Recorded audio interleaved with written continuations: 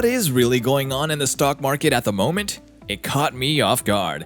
My initial assumption was that we'd see the usual year-end rise. Obviously, the majority of us share this viewpoint, because as you can see, the majority of us believe it does not work. From knowing how hedge funds and institutions function from my financial background, I realize that if you're a hedge fund with crypto in your portfolio, you've definitely had a good year to get rewarded. You have the habit of closing your portfolio. Do you know how much you'll get paid at the end of the year? They are rewarded for selling their jobs, going on vacation, and taking a break. Institutions that invest in some but not all funds rebalance their holdings. As an example, Ethereum has increased by 500% this year. If he starts with 1% weighting, they will most likely reduce it to 2% weighting in accordance with the allocation. So you've got institutional sellers who have never really been in the market before and who aren't expressing a negative view of the market, at least not yet. They're simply rebalancing for the end of the year, so I think selling is now a bad idea.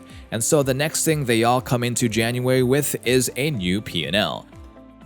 I'm going to look at Amazon's volatility. I'll present an example of a huge adaptive network that has a trend that is either exponential or logarithmic. Bitcoin is a relatively volatile asset with a volatility of 70 to 75%. What you'll notice is that there are more people joining the network. The volatility decreases because there are fewer differences between buyers and sellers, which provides liquidity. As a result, Amazon is now trading a call with a 30% volatility that is half the price of Bitcoin. When Bitcoin or other cryptocurrencies reach 1 billion users, the volatility will decrease. The price will become less exponential on both the upside and downside, but it will still follow a logarithmic trend. How long does it take for the market to become less volatile than the cryptocurrency market? Does it appear that, as a result of growth, it will reach 1 billion people?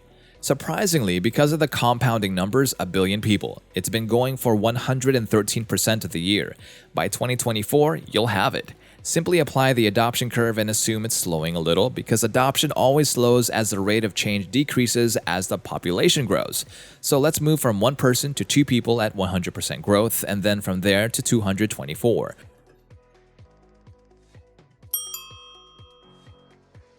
I'm simply extending the figures. By 2024, you'll have 1 billion people, and you'll have done so by limiting growth to 80%.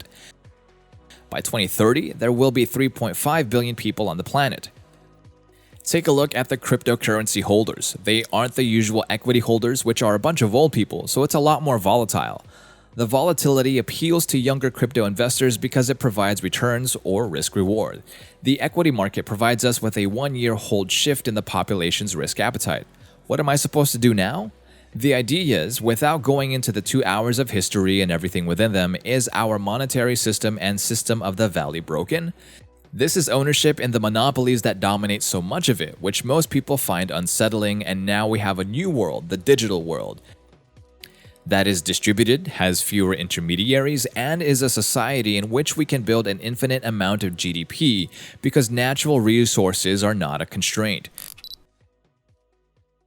What is the most important natural resource in Brazil? Agriculture and energy are 2 topics that come up frequently. This is a constraint on the country's GDP. The amount of money swimming around each month as an opportunity for you guys as entrepreneurs is directly proportional to how quickly GDP can grow. You also have additional monetary problems in Brazil. With its currency and other challenges, it has always had a degree of relative instability. We've entered a new digital world in which you can build digital sovereign states in which to operate.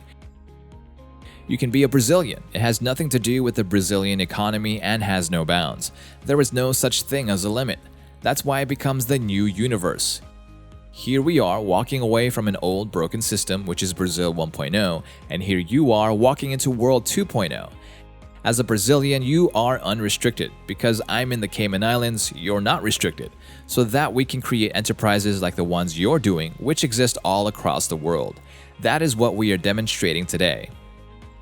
Well, we're putting together a multinational piece of material. You're in Brazil and I'm in the Cayman Islands. This will be translated into Portuguese if we return it in English. It's a fascinating topic. Those tasks were formerly difficult. It's nearly devoid of friction. You can't take anything back after you've seen it. After that, it's all over, and you can see how many people are working on it. How many smart people are working on small parts? Those guys are doing D5. Those are the Bitcoin people. Those guys are performing NFTs. Those individuals are doing social tokens. Those guys are attempting to address a problem with their wallets. The potential of this global network of clever people working towards the same aim of a new financial system in the new internet age is astounding. My background in traditional finance spans 30 years. I was working at Goldman Sachs, where I was responsible for the establishment of hedge funds, sales, equities, and equity derivatives. I then ran a global macro hedge fund for one of the biggest hedge fund firms in the world, GLG Partners. Then I became semi-retired, moved to the Mediterranean coast of Spain, and began writing for Global Macro Investor, an institutional research service run by the world's largest hedge fund family of sovereign wealth funds and other such things. Then eventually, the media business called it quote-unquote real vision back in 2014 to basically democratize the very best financial intelligence. I began my cryptocurrency journey. It all began in 2008. I realized we were in trouble because the man indicated the globe was in trouble and that we had failed to manage interest rates in the creative sectors, which are also supported by demography. At that time, I realized that this wasn't going to end because the answer to everything was more interest rate reduction and monetary printing, which had become the norm, and I began looking for a way to build the world's safest bank because I believed that we couldn't afford to lose people's money. People lost money in the Spanish banking system. Other banking systems rule the world, and someone advised that I check into Bitcoin while looking into establishing up a bank with a bunch of family offices. That was in 2012, so when I saw Bitcoin, I immediately recognized the power of blockchain and Bitcoin. It's a hit. I'd appreciate something like that since people didn't know who owned what before blockchain, and I thought it was a good idea. On the blockchain, this was revealed to me. It's possible to check who owns it, and it's always recorded so it doesn't go missing. That's what piqued my interest. In 2013, I began investing in Bitcoin and published what is likely the first macro framework for Bitcoin pricing and management. I looked at the supply of gold above ground and below ground, all known amounts, and backed into Bitcoin and said, well, with gold at $1,300, Bitcoin was to follow the same kind of stock-to-flow ratio.